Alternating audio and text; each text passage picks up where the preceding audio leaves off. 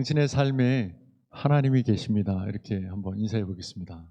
한번 해볼까요? 당신의 삶에 하나님이 계십니다. 당신의 삶 속에 하나님이 계십니다.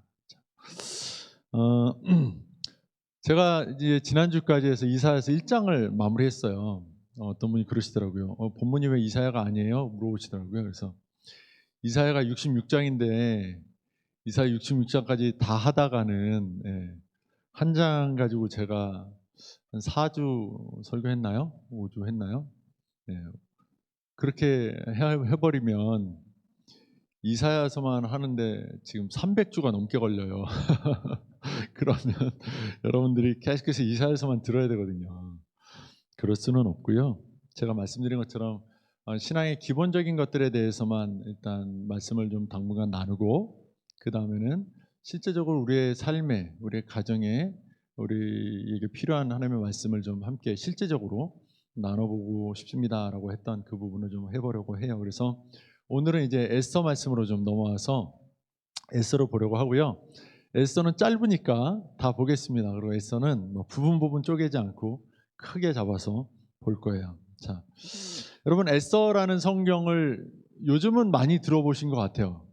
제가 청년 때까지만 해도 에스더는 별로 읽어보지 않는 성경 중에 하나였는데, 요즘은 에스더 성경을 한두 번씩은 읽어보셨죠? 뭐 충신교회 성도님들쯤 되면 뭐 한 대여섯 번은 읽어보셨으리라 믿습니다만은, 읽어보셨죠? 네, 네, 그런 줄로 믿겠습니다. 네, 에스더서에 나오는 말씀 중에 굉장히 유명한 말씀이 있어요. 우리가 다 아는 말씀. 뭔지 아시죠? 뭐죠? 죽으면 죽으리라. 이게 에스더가 했던 말이잖아요.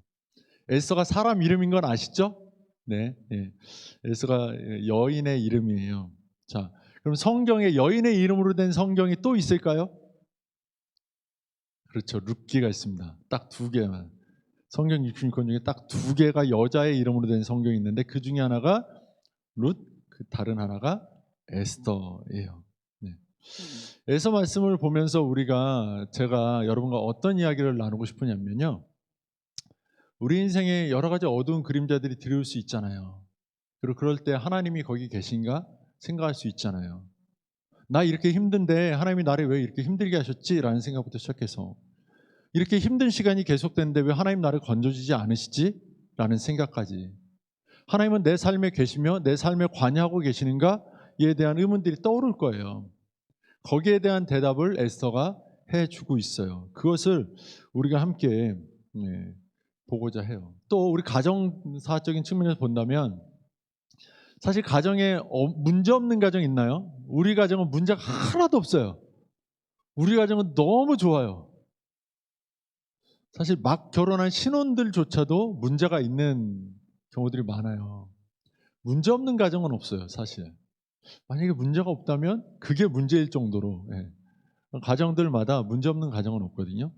그러면 왜 우리 가정에 하나님이 이런 문제를 허락하셨는가에 대한 대답을 찾아야 되잖아요. 근데 그 대답을 어디서 찾아요? 아내는 남편 네가 문제야 라고 하고 남편은 아내에게 네가 문제야 라고 말하죠. 애가 생기면 쟤 때문에 내가 너무 힘들어 라는 말을 하죠. 네. 남편들이 되게 서운한 게, 제가 남자다 보니까 아내의 마음은 사실 잘 이해를 못하는 측면이 좀 있고요. 남편의 마음을 좀 대변하자면, 남편들이 되게 서운해지는 시점이 언제부터냐면 아이가 생긴 뒤부터예요. 왜냐하면 아내들이 아이에게 모든 걸 다 바치거든요. 남편은 두 번째가 되는 거예요. 이 말이 좋아 두 번째지, 아이가 생길수록 그 뒤로 밀리는 거죠. 그러니까 쉽게 말해서 아이가 생기는 순간 남편은 마지막이 되는 거예요, 순위가. 저는 집에서 순위가 마지막입니다. 저희 집엔 딸이 셋이 있거든요. 제 아내에게 있어서 저의 순위는 네 번째이지 않을까라는 저는 기대를 하고 살아요. 왜 기대냐면, 저희 집에 고양이 한 마리가 살거든요. 제가 그 고양이 미칠 것 같아요. 그래서 좀 두렵다고요.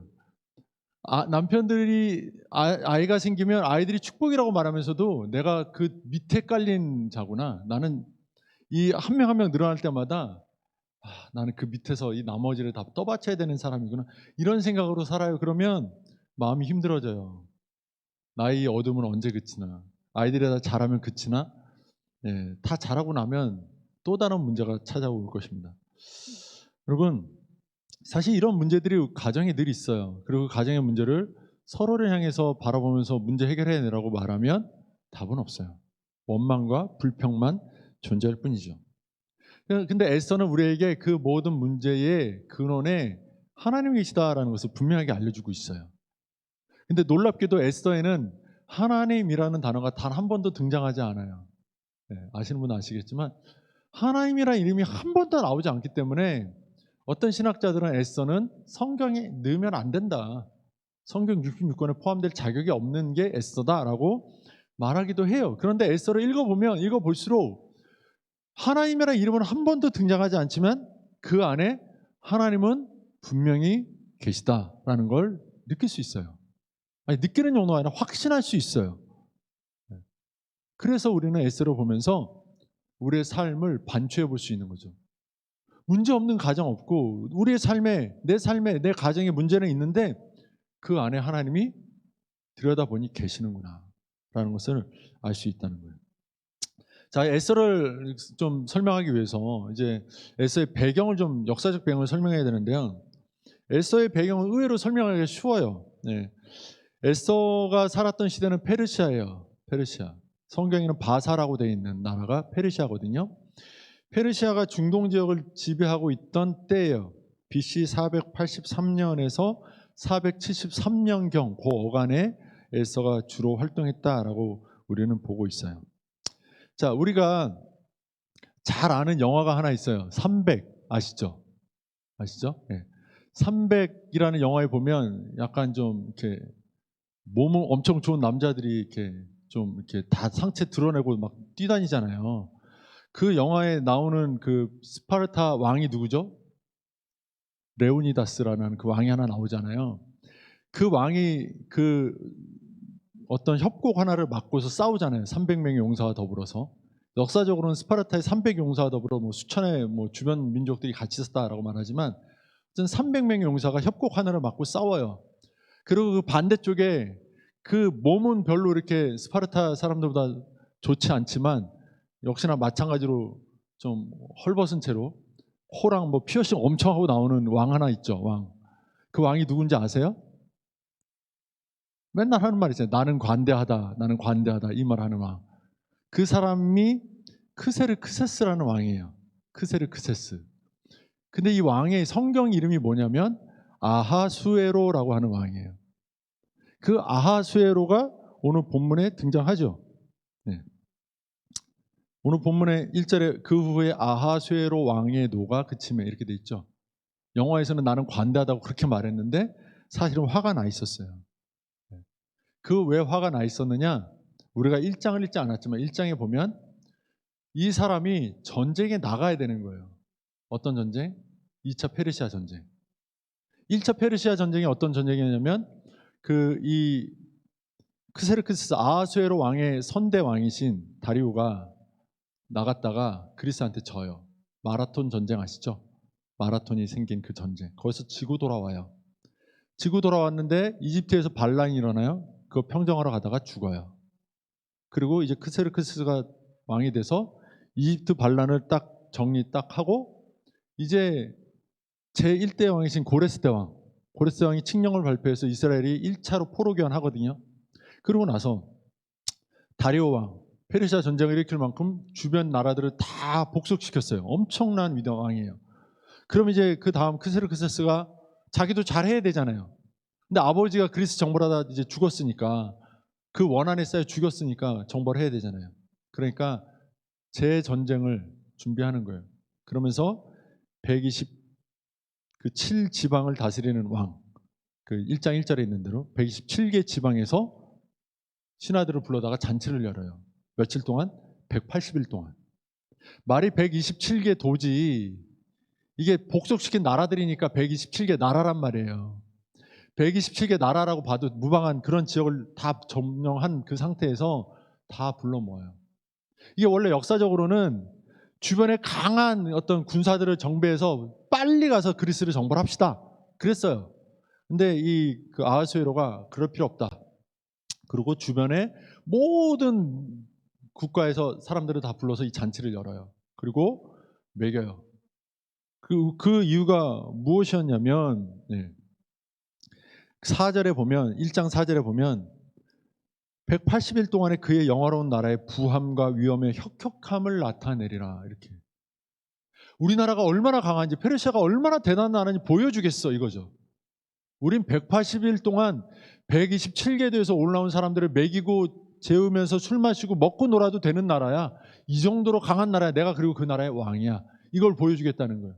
전쟁 나가기 전에 우리는 정말 전쟁 나가서 싸울 만한 힘이 있어라는 걸 보여주는 거예요. 힘을 응집시키는 그런 잔치를 연 거죠.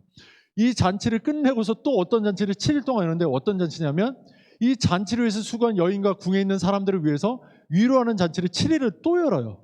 그 정도로 잔치를 열어 제낀 거예요. 엄청난 사람이죠. 엄청난 왕이었어요. 그런데 이 왕이 잔치 중에 왕비를 불러내요. 와시라고 하는 왕비가 있었어요. 정말 예뻤나 봐요. 너무너무 아름다워서 이 왕이 신하들과 술 마시다가 왕비를 자랑하려고 술자리에 좀 나와라 그랬는데 왕비가 안 나와요. 나는 안 나가겠다. 왕이 너무 화가 나서 내 말을 거역해? 날 무시해? 지금 나라의 혁혁함과 내 왕의 위엄을 보여주는데 나를 무시해? 그러니까 이 왕비를 폐위시켜버려요. 그 신하들도 왕비가 왕의 말을 어기는 이런 걸 보면 나라의 기강이 흔들립니다.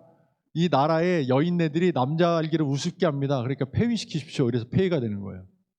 그리고 나서 전쟁에 나갔단 말이에요. 근데 지고 와요. 그 전쟁에 나갔다가 지는 게 이제 480년이 2차 페르시아 전쟁이 열리는 해거든요. 그러니까 480년에 지고 돌아와서 479년에 에스더가 왕비가 되는데 왜 왕비가 돼요? 전쟁 나가기 전에 와시라는 왕비를 원래 있던 왕비를 폐위시켜 버렸으니까 왕비가 없는 거죠. 그래서 오늘 우리의 어떤 본문 1절에 보면 아하스의 왕의 노가 그치고 와시와 그가 행한 일과 그에 대해 내린 조서를 왕이 생각했던 거예요. 내가 잘못한 건가? 내가 되게 전쟁이 지고 왔으니까 얼마나 슬프겠어요. 또 역사에 따르면 왕이 그 전쟁에 지고 나서 국고가 비어가지고 돈이 없어가지고 되게 좀 이렇게 부유하게 못 살았다고 그래요. 하여튼 그런 좀 어려운 시기를 만났으니까 내가 과거에 잘못 살았나 이런 후회 같은 걸 했겠죠. 그러니까 신하들이 왕의 모든 나라에서 아랫다운 여인들을 불러서 이제 결혼을 다시 하십시오. 이렇게 하는 장면이 오늘 장면이에요. 그 어간에 벌어진 일들을 다루고 있는 게 있어요. 자, 그리고 우리가 에스더에 대해서 알 때 에스더의 특징을 간략하게 3가지 정도는 알아야 되는데 하나는 이미 말씀드렸어요. 하나님의 이름이 한 번도 등장하지 않아요. 하나님의 이름은 보이지 않는데 분명히 그 가운데 계세요. 그래서 이 에스더를 보면서 우리가 기본적으로 깔아야 될 건, 배워야 될 건 이거예요.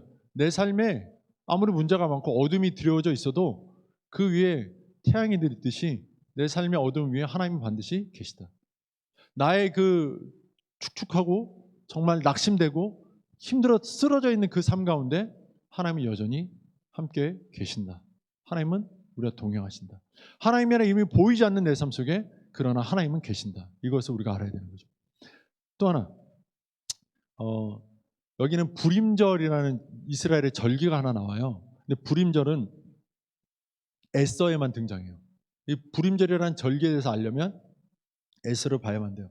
이게 왜 불임절이냐면 에스더의 전체 내용은 왕의 신하였던 하만이라는 사람이 이스라엘 민족을 다 말살시키려고 작정을 했다가 실패하는 내용이거든요.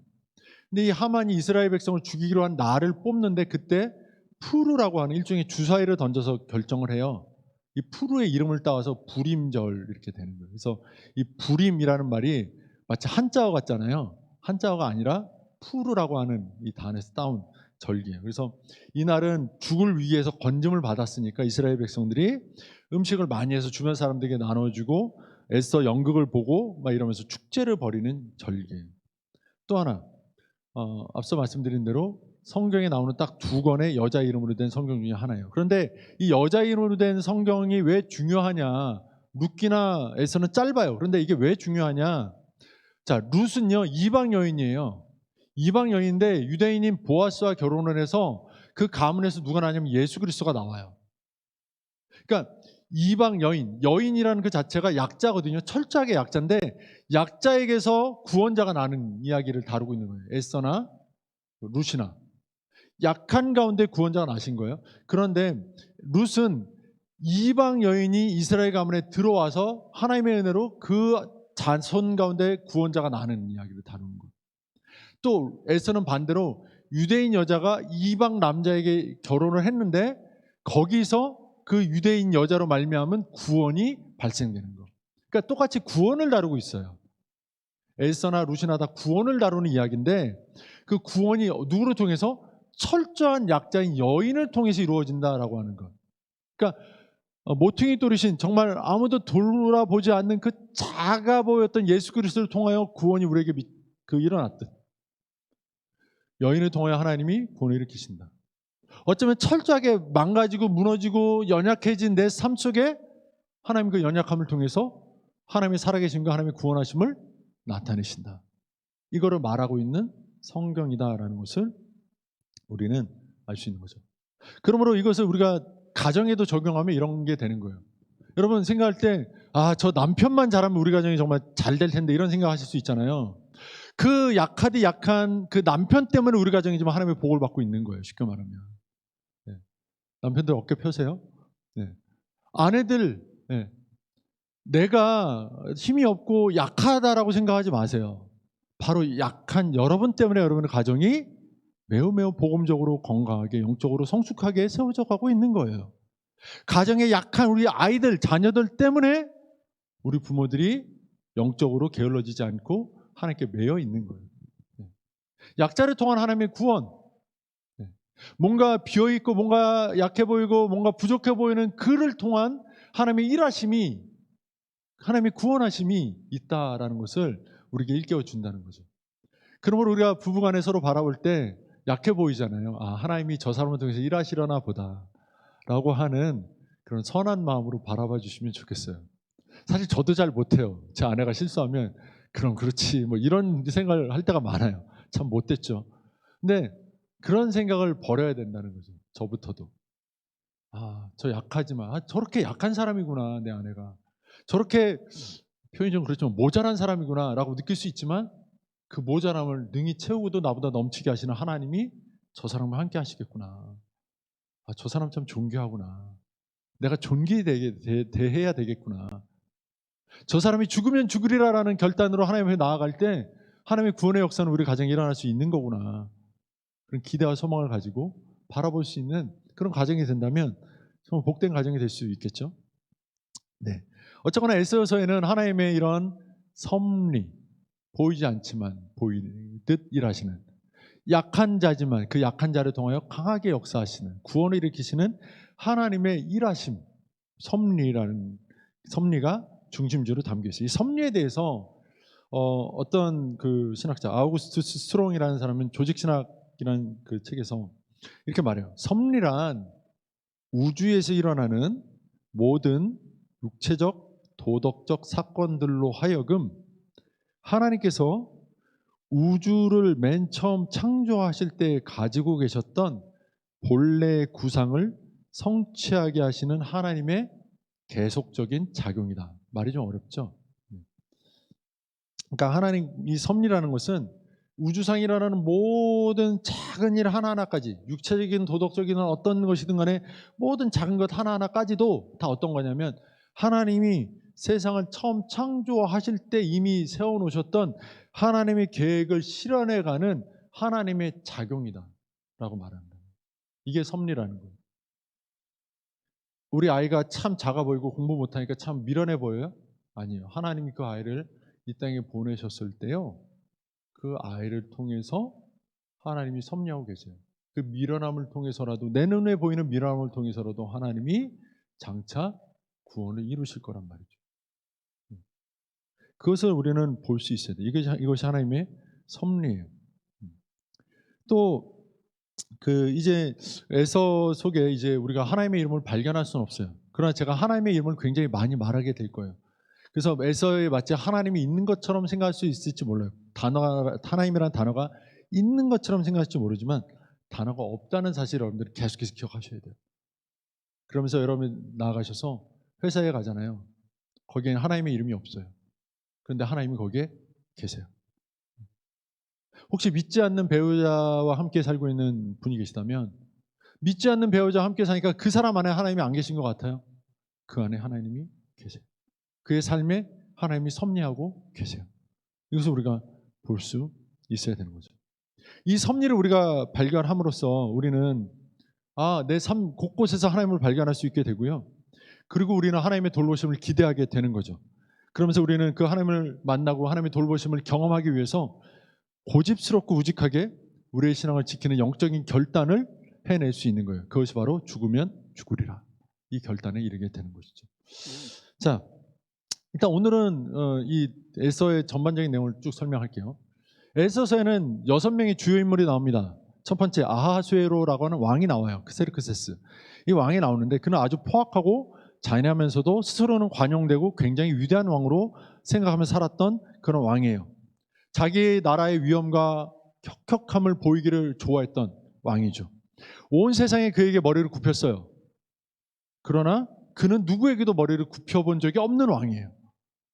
최고의 사람인 거죠. 가장 높이 있는 왕이었던 거죠. 그러나 그는 결국 실패자로 마무리되고 끝나버려요. 두 번째, 아하수에로 왕의 왕비인 와스디가 나와요. 우리가 오늘 읽지 않았지만 1장에 등장하거든요. 이 여인은 지조 있고 지혜로운 여인으로 보여요. 그러니까 왕이 술자리에 자기를 불렀을 때 지조가 있으니까 안 나갔죠. 안 그러면 왕이 부르니까 나갔겠죠. 근데 안 나갔어요. 그만큼 지조도 있고 지혜로운 여인이었어요. 그런데 왕이 부를 때 안 나가는 그 실수라고 해야 될까요? 그 지조 한 번 때문에 결국 폐위돼 버려요. 세 번째, 하만이 등장해요. 하만이라는 사람은 이제 곧 등장하게 될 텐데 이 사람은 아하수에로 왕의 총애를 받은 아하수에로 바로 밑에 제2인자예요. 페르시아 2인자. 이 사람은 돈이 많아서 아하수에로에게 엄청난 세금을 돈을 바치고 총리 자리를 산 것처럼 보여요. 그만큼 자기가 돈을 바쳤으니까 또 빼먹으려고 했겠죠. 또 그만큼 돈을 바쳐서라도 높아지고 싶었던 마음이 있었으니까 아하수에로만큼이나 어떤 자만하고 자고한 사람이었겠죠. 그러나 그 자만과 자고 욕심 때문에 스스로 결국 자기 무덤을 파고 죽임을 당하게 되죠. 네 번째는 모르드게. 모르드게는 에스더의 사촌 오빠예요. 이 사람은 삼촌의 딸이었던 에스더를 자기 딸처럼 길러내요.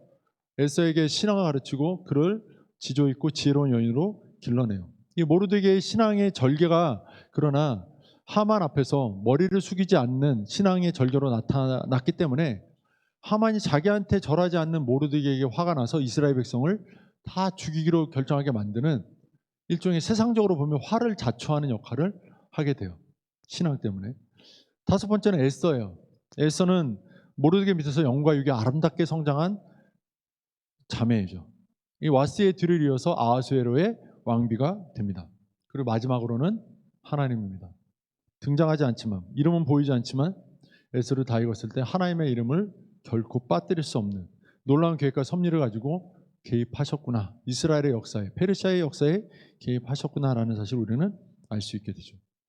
자, 오늘은 이제 이 그 배경에서 설명한 이 가운데 아하수에로와 와스의 얘기를 조금 하고 말씀을 좀 정리하려고 그래요.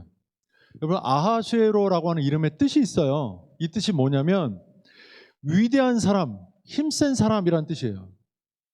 실제로 그는 위대했고요. 아하수에로가 제2차 페르시아 전쟁에서 지기는 했지만 역사에 따르면 그가 127개 도에서 모은 병력이 80만, 영화에서 100만 정도로 얘기하죠. 80만 정도 됐다고 해요. 그러나 역사학자들이 추론하기로는 아무리 그래도 몇만 명, 10만은 안 넘었을 것 같은데 이런 얘기도 하지만 어쨌든 기록되기는 80만까지도 기록이 되니까요. 그리고 그 80만의 그 군대는요, 그냥 페르시아의 군대라는 이름을 가진 게 아니에요. 모든 아시아와 모든 중동 전역의 모든 국가들의 군대를 다 모은 거예요. 그래서 역사상 이렇게 많은 국가의 많은 병력을 모은 왕은 없었다라고 말할 정도로 최고의 군대를 불러 모은 힘센 위대한 사람이었던 거죠. 네. 여러분 이런 사람이 180일 동안 잔치를 열 만큼 돈도 있었어요. 그렇잖아요. 127개도에서 온 신하와 그 고관들을 다 먹이고 입히고 했으니 얼마나 돈이 많이 들었겠습니까? 그는 엄청난 사람이었어요. 네. 그리고 그는 자기의 그 힘센 것과 위대한 것을 드러내고 싶어 했던 그런 왕이었어요. 그런데 사실 그 뭔가 드러내고 싶어 하는 그의 마음을 볼 때 우리는 다른 한편의 그의 마음속에는 열등감을 읽을 수 있죠. 어떤 거겠어요? 앞서 말씀드린 대로 그의 나라에 이제 기틀을 세운 고레스 대왕. 그는 원래 그 바사라고 하는 페르시아는 네, 바벨론이라는 나라를 멸망시킨 다음에 등장한 나라긴 한데요. 바벨론이라는 나라를 멸망시킬 때는 그 메데라는 나라가 있었어요. 미디아라고도 하는 메데라는 나라와 바사가 메데와 바사라는 이름으로 불려요. 메데와 바사가 바벨론을 멸망시켰거든요. 근데 이때까지는 메데가 앞에 나올 만큼 메데가 앞선 나라였어요. 그런데 고레스 대왕이 메데를 뒤집어 엎고 바사가 이제 전역을 통일시켜 버리는 일을 하게 되는 거죠. 그러니까 나라를 세운 왕이에요. 그리고 나라의 기틀을 세웠고 페르시아의 그 꽤 많은 땅덩이를 넓힌 왕이 되었어요. 자, 그리고 그 고레스의 뒤를 이어서 이제 다리오가 왕이 됐는데 다리오 1세가 그 주변 영토를 더 확장하고 그리스까지 점령하려고. 지금으로 치면 페르시아는 이란이에요. 이란. 중동에서 약간 그 동쪽에 있는 이란. 그런데 지금 그리스는 어디예요? 네. 그 서유럽의 관문이잖아요. 그러니까 거기까지 지금 넓혀 나가고 있는 차원이에요. 그러니까 그리스를 점령하려고 나간 거죠. 처음부터 그리스가 아니라 그 주변을 다 먹은 거예요. 다 점령하고 그리스 이제 가야지 하고 가는데 거기서 진 거죠. 엄청난 왕이었거든요. 그러니까 정복 왕이신 다리오 1세가 있었고, 그러니까 그 다음에 크세르크스니까 이 사람은 어때야 됩니까? 위대한 왕들이었던 자기 선조들을 따라서 자기도 위대해져야 되겠는데 지금 자기가 할 일은 뭐예요? 그리스를 정복하는 것밖에 없는 거죠. 근데 그리스가 그렇게 만만한 나라가 아니거든요. 그러니까 지금 이 사람이 180일 동안 잔치를 열어서 사계를 돋구고 있는 거예요. 나는 위대한 왕이야. 위대한 왕이 돼야 돼. 너희들이 날 도와줘야 돼. 너희들이 내 말에 따라서 나와 함께 가서 저 나라들을 그리스를 다 쓸어버리고 내가 그 나라를 점령하고 내가 또 하나의 새로운 왕으로 역사의 길이 남아야 돼. 그렇지 않으면 내 자존심이 상해. 내가 왕으로서의 위엄이 상해. 이런 일종의 열등감이 그에게는 있었다는 거죠. 예. 그런데 그렇게 하고 나갔는데 어떻게 됐어요? 지죠. 지죠. 그래서 아무것도 안 남아요. 별 볼 것 없는 왕으로 전락해 버리게 되는 거죠. 역사의 제2차 페르시아 전쟁의 진왕.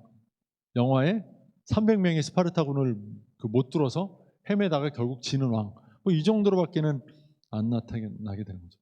그런 모든 걸 다 가진 왕이었고 역사상 가장 넓은 영토를 다스리는 왕이기도 했는데도 그는 결국 아무것도 가지지 못했고 이루지 못한 채로 마무리되는 왕으로 끝나버려요. 이게 우리가 생각할 때는 왕이면 다 가져야 되는 거 아닌가 생각하지만 어때요? 그렇게 안 된다는 거지.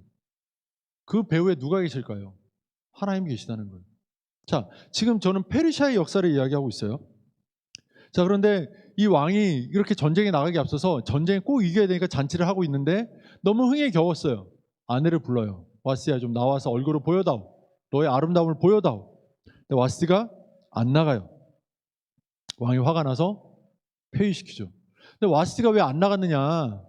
와스 그 당대 신학자, 그 역사학자들의 말에 따르면 당대의 아내가 남자들이 있는 곳에 얼굴을 내비치지 않는 게 기본적인 관례였어요.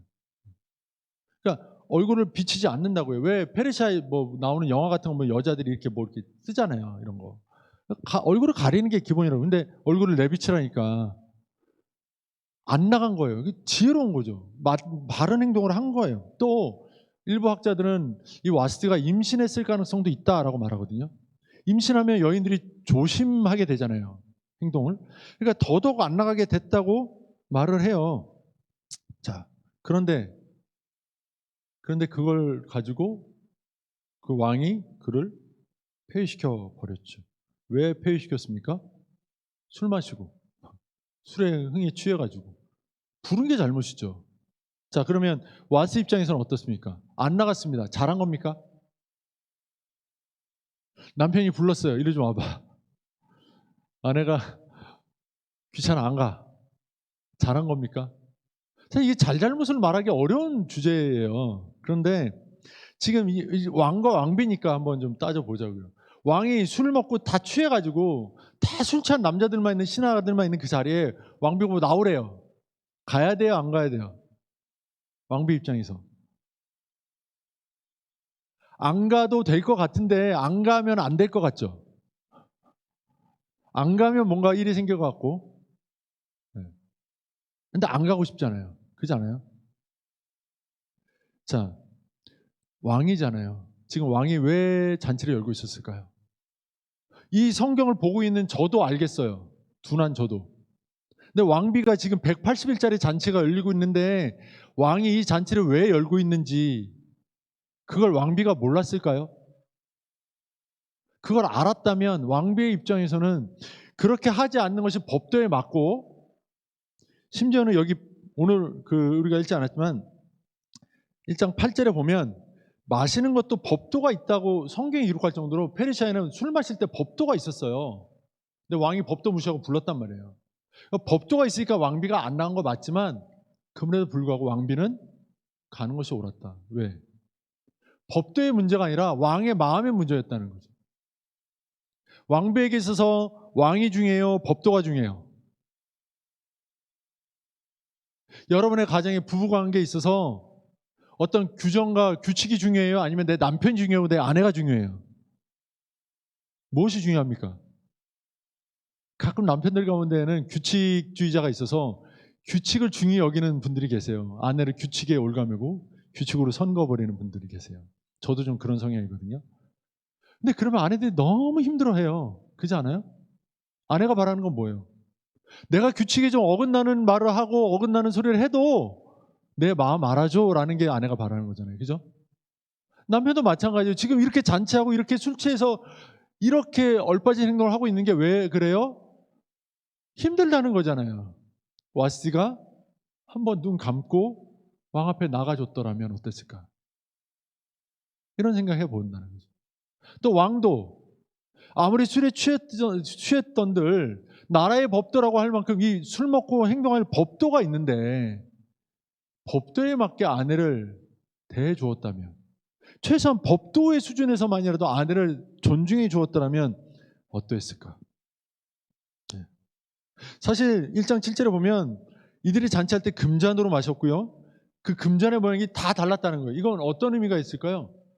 만든 사람도 다르고 금잔을 가져온 나라들도 다르다는 거예요. 왜냐하면 우리도 그렇잖아요. 우리나라 그 잔과 중국 잔이 다르고 다 다르잖아요. 127개도에서 모였으니까 잔이 다 달랐을 거예요. 그러니까 어마어마한 부가 그 나라에 있었다는 거예요. 127개도의 금잔이 다 모여있고, 그리고 거기에 왕이 풍부하였으므로 어주가 한이 없었대요. 어주가 왕의 술이잖아요. 왕국에서 먹는 술. 이건 귀한 거예요. 근데 그게 한이 없대요. 얼마나 풍요합니까?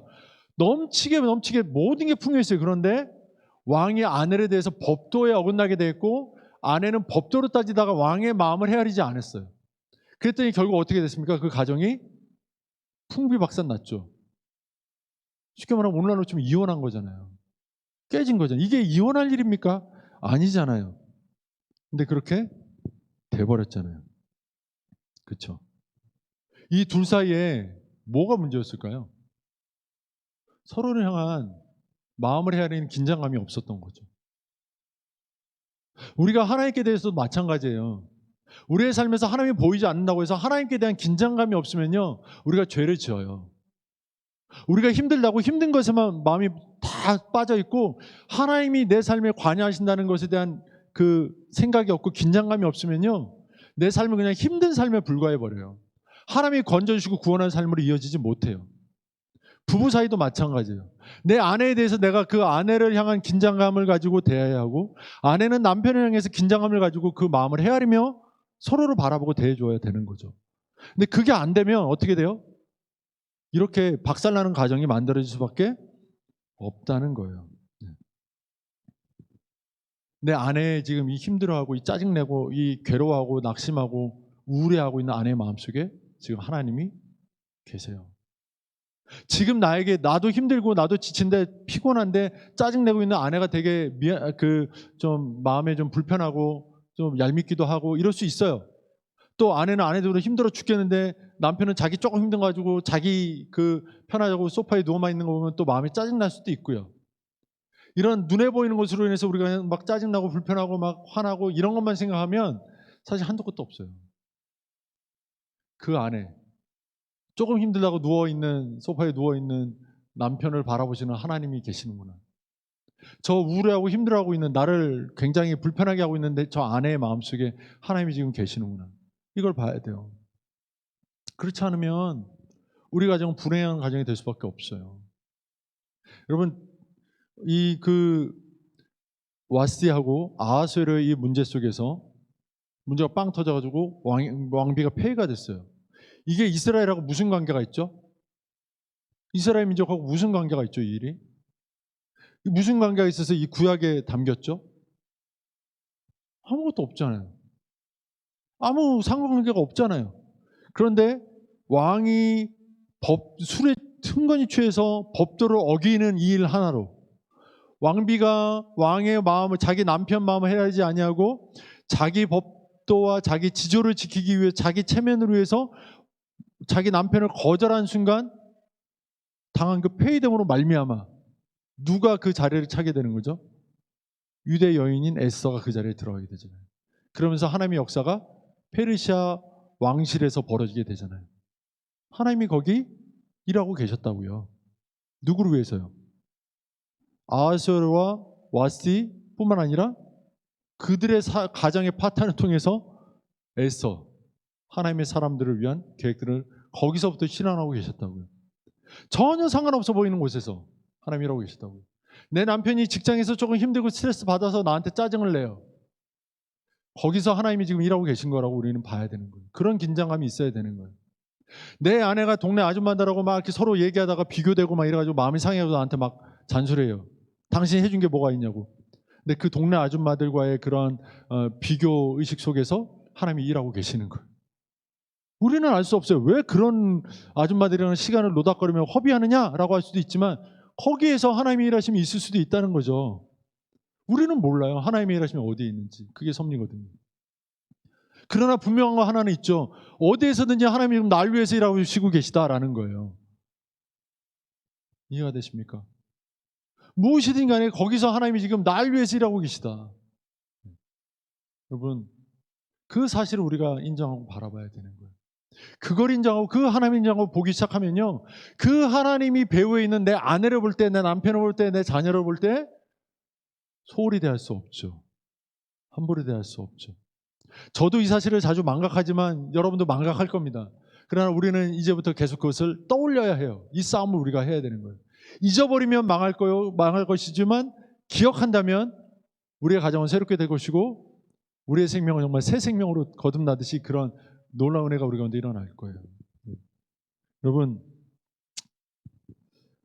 여러분의 배우자나 자녀가 혹시 아하수에로의 마음처럼 저들은 내 자랑거리를 위해서 쓰임받아야 되라는 마음을 가지고 있는 분들 계신가요? 그럼 불행해집니다. 내 아이가 공부 못하잖아요. 그런 마음이 막 침울해져요. 내 아이가 또래 애들보다 키가 작아요. 그럼 막 엄마가 조급해져요. 키 작으면 안 됩니까? 제가 키가 크니까 뭐 키 얘기를 할 수 있는 것처럼 보일지 모르지만 키 크면 불편해요. 엄청 불편해요. 네. 여러분 이렇게 지하철이나 버스 손잡이로 머리 이마 맞아보신 분 계세요? 엄청 아프거든요. 지하철 손잡이는 하물며 삼각형이잖아요. 모퉁이가 뾰족하다고요. 그 쇠로 돼 있어가지고 놓으면 용수철처럼 튕기거든요. 그걸로 맞으면 정말 아파요. 정말 아파요. 제가 얼마 전에 또 어떤 빌라에 가다가 입구가 좀 낮아가지고 머리를 부딪혀가지고 머리 혹이 나 있거든요. 너무 아파요. 지금 머리 감을 때마다 막 너무 아파요. 키 작은 분들은 그런 일 없잖아요. 정말 감사할 수 있어야 돼요. 네. 대신 편할 때도 있어요. 버스 천장에 붙어있는 벨, 내리는 벨 있잖아요. 저는 이렇게 머리를 이렇게 누를 수 있어요. 그럴 때 편해요. 다 장단이 있는 거예요. 그게 뭐 좋고 나쁘고 이런 거 아니거든요. 근데 모든 내 아이가 뭐 예쁘면 남들한테 자랑거리가 되나요?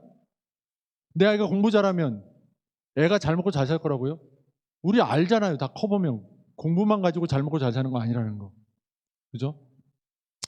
내 남편이 좀 능력이 있었으면 내 남편이 좀 나한테 그냥 좀 잘해줬으면 그냥 내가 사랑받고 싶어서 그런 게 아니라 내 남편이 나한테 잘해준 거 누구한테 좀 자랑하고 싶어서 이런 거라면 다 그거 잘못된 거예요. 아하수에라고 자기 아내를 자랑거리 삼으려다가 가정 파탄 났잖아요. 그잖아요? 또 때로는 내 아내, 내 남편, 내 아이를 위해서 부모가 사랑에 헌신을 할 수도 있어야 돼요. 내 기준에 맞지 않아요. 그러니까 진짜 상식적인 법도를 무시하라는 게 아니라 내 기준, 내 가치관, 내가 살아온 것과 달라요. 그렇지만 내 아이가, 내 아내가 역시 똑같이 달라요. 그들은 그들의 삶을 살았고 달라요.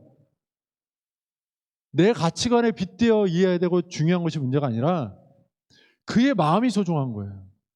하나님이 사랑하시는 그 사람의 마음이 가장 소중한 거예요. 그를 위하여 헌신하는 것이 배우자요, 부모여야 한다는 거죠. 그런 마음으로 우리가 서로를 헌신할 때 가정이 얼마나 행복하고 얼마나 천국 같을 수 있을까요? 저도 아직 완성하지 못한 단계에 있지만 우리 같이 그런 가정을 만들어가면 좋지 않을까요? 또 이제 가정을 시작한 지 얼마 안 된 분들이라면 아직 기회가 있잖아요. 저처럼 한참 걸어온 사람들은 뒤로 한참 갔다가 다시 회복시켜야 되는데 여러분들이 이제 시작하면 되잖아요. 여러분들 지금부터 그 걸음을 한번 시작해 보십시오. 사실 저는 우리 교회 와서 좀 특이한 게 있어요. 뭐냐면 이렇게 코로나 안전거리 뛰잖아요. 이렇게 스티커 붙어 있는데 앉으시잖아요. 부부는 같이 앉아도 되지 않나요? 부부도 떨어져 앉더라고요.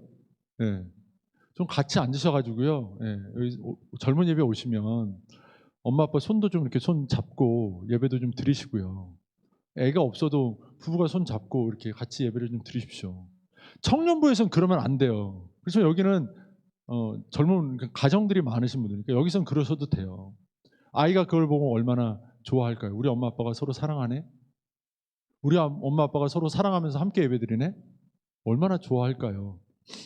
굳이 여기서 거리 다 뛰어가면서 가정에서 지키지 않는 거리를 교회에 와서 지키고 있는 그런 것보다는 여기 안에서부터 젊은 예배에서부터 우리가 그렇게 가정에 서로를 향한 배려, 서로를 향한 긴장, 서로를 향한 이해, 서로를 향한 사랑을 계속해서 연습하고 훈련하는 그런 훈련의 장으로서도 이 젊은 예배가 여러분에게 의미가 되었으면 좋겠어요. 어쨌거나 오늘 말씀에서 우리는 두 가지를 봤죠. 우리가 하나님의 섭리하심을 봐야 됩니다. 하나님 분명히 우리 삶 가운데 우리를 중심으로 일하십니다. 세상 역사의 중심은 누구입니까? 바로 여러분입니다. 여러분의 가정이 세상 역사의 중심입니다. 하나님과 여러분의 가정을 바라볼 때는 둘 사이에서는 그렇게 보면 돼요. 또 하나, 여러분이 서로를 대할 때 서로 속에 일하고 계신 하나님을 볼 수 있는 긴장감을 가지십시오. 그래서 서로를 볼 때 미숙해도 또 때로는 뭔가 내 마음에 들지 않아도 그 안에서 하나님이 일하고 계시는구나. 또 우리의 삶에 혹시 어려운 문제가 우리의 삶에 우리 가정에 있다 할지라도 하나님이 지금 우리의 삶에 특별한 일을 꾸미고 계시는구나. 대역전의 일을 하나님께서 이루어 가시려나 보다. 기대하시면서 일어날 수 있고 회복할 수 있고 다시 한번 소망 가운데 일어날 수 있는 그런 저와 여러분 되시기를 주님의 이름으로 축원합니다.